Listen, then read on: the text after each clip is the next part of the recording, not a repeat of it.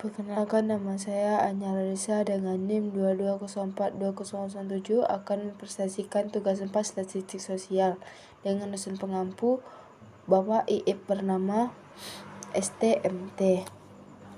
Yang pertama, metode dalam distribusi sampel. Metode dan distribusi sampel adalah konsep dalam penelitian berkaitan dengan cara mengambil dan menganalisis data dari populasi. Metode pengambilan sampel merujuk pada cara memilih bagian dari populasi untuk analisis seperti sampling acak, stratified atau proportif. Distribusi sampel di sisi lain menggambarkan bagaimana nilai-nilai dari sampel tersebut tersebar.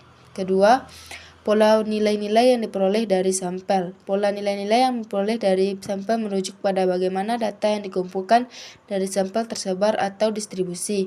Ini dapat dianalisis untuk memahami karakteristik sampel tersebut. Yang pertama, distribusi normal. Ciri khasnya adalah bentuk lonceng di mana sebagian besar nilai berkumpul di sekitar rata-rata dengan sedikit nilai di ekor kanan dan kiri. 2. Distribusi slowed terjadi ketika dan tidak simetris bila skewed dan ekor panjang di sisi kanan atau skewed kiri, ekor pendek di sisi kiri.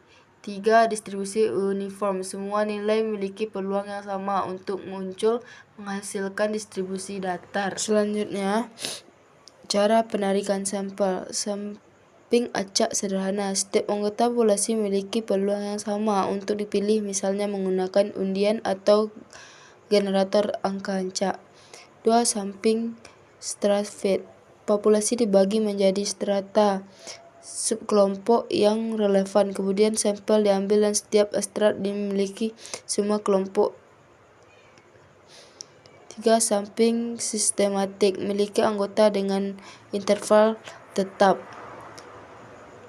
Sampling purposive memiliki anggota berdasarkan kriteria tertentu yang relevan dengan ujian penelitian segera memiliki ahli dan di bidang tertentu. Sampling cluster. Populasi dibagi menjadi cluster grup dan beberapa cluster dipilih secara acak. Semua anggota dalam cluster terpilih dan kemudian dijadikan sampel. Selanjutnya, analisis validitas data. Analisis validitas data adalah proses untuk menentukan sejauh mana data yang dikumpulkan benar-benar mencerminkan fenomena yang ingin diukur.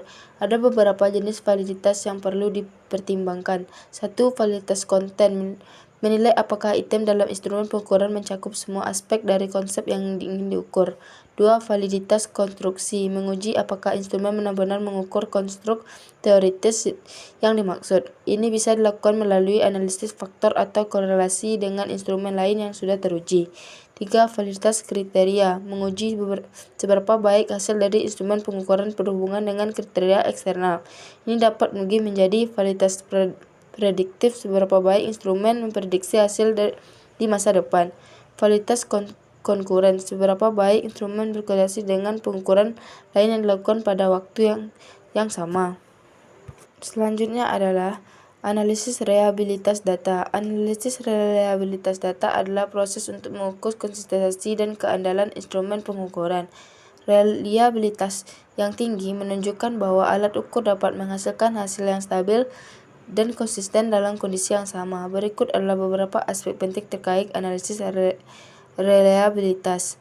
Reliabilitas internal. Mengukur konsistensi item-item dalam instrumen pengukuran, misalnya menggunakan Cronbach's alpha untuk menentukan seberapa baik item-item dalam kuesioner saling berhubungan.